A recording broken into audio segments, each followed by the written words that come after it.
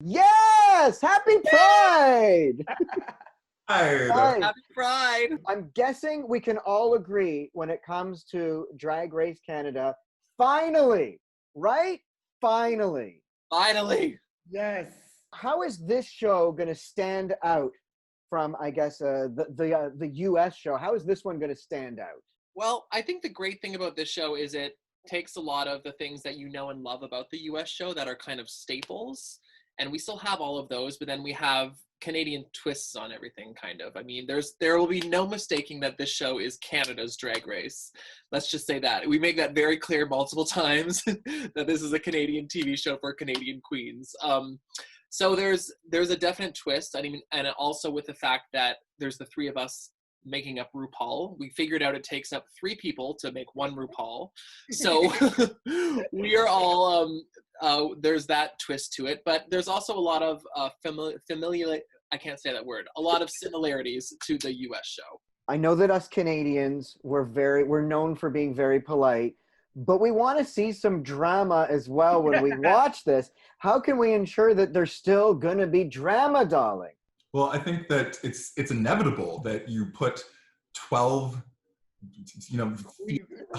queens together for a crown and $100,000. There's inevitably going to be drama, but truthfully, we will be finding out how much drama there is as the audience is finding out, because the only access we have to the queens, interaction we have with them, is while they're on the main stage, while we're critiquing them, or the brief interactions we have with them in the workroom while we're directing them in challenges. But that's really it. The rest of learning who these queens are through their talking head interviews and their interactions with each other in the workroom throughout the course of the season is going to be all new to the 3 of us as well. Now, speaking of judging, and let's see how good you are, I'm going to show you a photograph of me doing drag once. And I don't know if every drag queen goes through the same thing where you turn into your mother, but I ended up look at I look like my mother, but I don't know if there's anything you like about this or if I would just be sent home right away. Well, the good thing is there's always a positive if you look hard enough. So... If you look hard enough. If you look hard enough. That is a lovely smoky eye. I don't think a bob center part is a look that is something that is appropriate for you, let alone anybody. I color though. That's a great color boa. Listen, Maurie, I hope you're gonna like me after this, but I'm gonna send your ass home. Okay. I don't know when I'll be able to say this again, but that's a man, Maurie. I love the silver gown. You know, we also have to talk about Pride, and this year, I guess because of COVID, everything is online now. There is no parade, which sucks for all of us, but for some, this may be their first Pride. And I just want to ask all of you, even though it's online and we're doing Pride from home this year virtually, would you not agree we could still have a good Pride? I think this Pride is a great time for all of us to educate ourselves about what Pride is really about, how it started. I mean, that's something I've been doing. I knew how Pride started, but I never really bothered to look into it and read up on it and figure out why that was and everything. And that's something that I've been educating myself on this month, and that's something I would encourage all the other white people out there who are watching this to educate themselves on, to understand how Pride started. It was started by drag queens. It was started by Black transgender women who started this movement, and that's so important to realize, and especially with the climate in the world today, especially the climate in the States. Like, these are things we really have to understand and realize and educate ourselves on so we can be better allies to everybody. So that's how I'm celebrating Pride this year, is educating myself. It's not great that Pride is canceled this year, but it's nice that all of the glitz and the glam has been taken away for a year. So we can just really sit and think about what it's actually about and how it actually started. Because I think Pride parades and parties and postings and all that stuff is great, but it also kind of differs from the message of what Pride really is. I think this year, for the first time in a long time, we've gotten back to what Pride actually means and what it's actually about.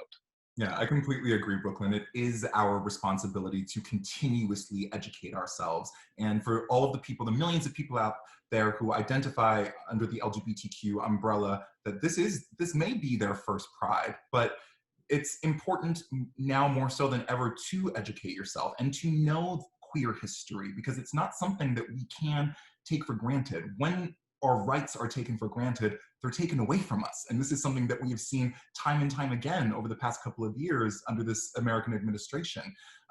It is an ongoing education, and the moment that we as queer people stop educating ourselves and spreading the knowledge, our allies stop educating themselves, allies of people in Black bodies stop educating themselves, that's when we regress. So there's never going to be a time to stop. There were people who blazed trails for generations before us, and they put in the work. And there is a level of pressure that for us to be in this position to continue the work, but it is required of us. It is mandatory. And it's not just us with public platforms, it is all of us across the board as a global species, as a global community. We all have to put in the work. It all comes back down to individuality, and it all stems from within. So we as individuals need to put in the work to continuously enlighten ourselves and those around us. What is your absolute favorite Pride memory? The New York City Pride Parade in 2012, after the Marriage Equality Act had been passed in New York. Mine would have to be last year at Toronto Pride, getting to meet Justin Trudeau right before walking in the Pride Parade for the first time since I came out when I was 18. I mean, that was a very full circle moment. And Pride is also very special to me because it was Pride weekend that I came out to my family. So it's always kind of like a special weekend for me, just to kind of remember and celebrate really who I am. But it was very cool this year just to get to meet Justin Trudeau and then walk downstairs and walk right into a parade and just be surrounded by all this love and excitement. It's something I'll never forget. Mine, I would have to say, is when my nephew, who came out to me only in the family, and his dream was to go to the parade. I'm getting emotional here. And I was the one that took him to his first Pride parade. And I remember him hugging me and just saying, you know, like, I'm the best auntie ever. Oh. And he will never forget this day. And I took him on the Mac float, and he was just in heaven. Like, I've never seen him so happy. That was my favorite. Sorry. Best auntie ever, Stacey. You are the best auntie ever. We love it. It was really nice, you know. It was That's just so really sweet. nice being so happy, you know. Yeah. Okay, now that we're all crying, thanks for sharing, Stacey. That was unbelievable. Brooke, I gotta ask you this. There are so many people that look up to you as a role model. What do you want to say to those that are afraid to be themselves in these times? What advice would you give? Oh my goodness. I mean, I understand growing up and being scared of who you are and being not understanding and maybe being angry that you're not like everyone else and that you feel different. And the only thing I can really say is, I promise you, it is always worth it. It's always worth the fight to be who you are. It's always worth the fear to come out and live authentically. It's something I wish I had done a lot sooner. And it's something I'm so happy that I did, and that I get to live my truth and I get to be exactly who I am every single day. There's still days when it's difficult, but the fight is always worth it. So if you are afraid, don't be afraid. There is nothing to be afraid of. The only thing to fear is fear itself. And for all of you, when you look at, I guess, our community right now, I think that we've come a long way. But would you not all agree that there's still a lot of work to be done? Oh, my God. Work is never done. The work is never done. It is a consistent and constant process of education and self-enlightenment. Like I said, we may think that we live in this enlightened era, generation, where people are able to celebrate the LGBTQ spectrum and, you know, fan out over shows like RuPaul's Drag Race, but that has only come from the work being done by generations before us of educating themselves and educating those around them. But, you know, as soon as we stop doing that and start taking it for granted, it's like flicking off the light switch. We just immediately go back into the dark. So remember that. Constantly educate and enlighten yourself, and you will illuminate the world around you and allow us to exist in this space in the way that we do. Nothing else will do it but constant education.